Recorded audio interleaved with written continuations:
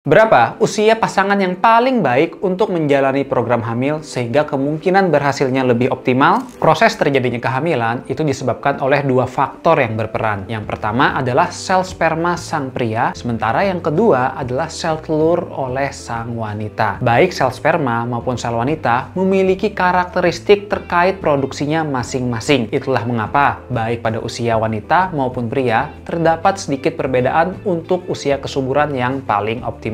Sperma pria akan terus diproduksi seumur hidup sejak pria tersebut mencapai usia puber. Sementara pada wanita sebaliknya, wanita terlahir dengan jumlah telur yang ada dan terus akan berkurang seiring bertambahnya usia. Itulah mengapa pria pada usia lanjut masih mungkin memiliki keturunan karena spermanya masih terus diproduksi. Sementara pada wanita, dia akan mencapai suatu usia tertentu di mana telurnya sudah tidak ada sehingga kemungkinan hamilnya menjadi rendah. Dari data yang tercatat di rekor dunia sendiri, pria yang paling tua dapat memiliki keturunan adalah seorang pria Australia bernama Les Colley yang bisa memiliki keturunan di saat mencapai usia 92 tahun. Sementara pada wanita sendiri, rekor dunia menunjukkan yang paling tua itu adalah usia 59 tahun seorang wanita bernama Dawn Brooke, di mana wanita ini mendapatkan kehamilan secara tidak sengaja setelah mendapatkan terapi hormon untuk kesehatannya. Memang terdapat catatan di mana wanita yang usia lebih tua lagi dapat terjadi kehamilan, tetapi mereka menggunakan teknologi reproduksi berbantu seperti bayi tabung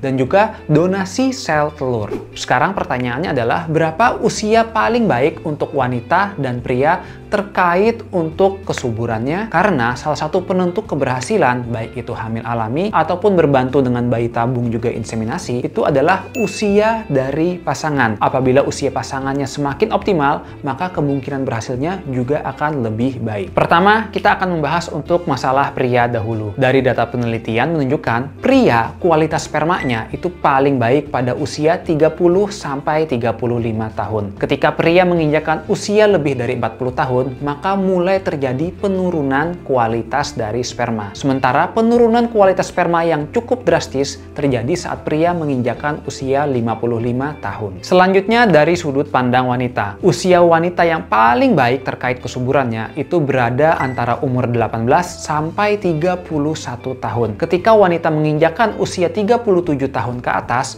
maka mulai terjadi penurunan yang cukup signifikan terkait kesuburannya. Jika dibuat persentase kemungkinan hamil berdasarkan usia wanita dengan catatan fungsi reproduksi pria dan wanitanya sehat dan mereka rutin melakukan hubungan seksual, maka hasilnya adalah sebagai berikut. Usia 20-30 tahun, kemungkinan berhasilnya adalah 25-30% per bulan. Sementara saat usia wanita lebih dari 32 tahun, kemungkinan berhasilnya menjadi 20% per bulan. Dan saat usia wanita mencapai 40 tahun, maka kemungkinan berhasilnya adalah 5% per bulan. Dari data di atas, kita dapat mengambil kesimpulan saat pria menginjakkan usia 40 tahun dan wanita menginjak usia 32 tahun, maka perlu mereka mewaspadai terkait kesuburannya karena khawatirnya bisa terjadi penurunan. Terlebih apabila mereka belum memiliki keturunan. Apabila seseorang sudah menikah dan selama 1 tahun belum mendapatkan keturunan atau mendekati usia tersebut, maka sangat disarankan untuk dilakukan pemeriksaan terlebih dahulu agar dicek apakah terjadi masalah atau tidak di fungsi reproduksinya. Harapannya, agar berhasilnya kemungkinan terjadi kehamilan itu lebih optimal, karena salah satu penentu keberhasilan kehamilan adalah usia pasangan.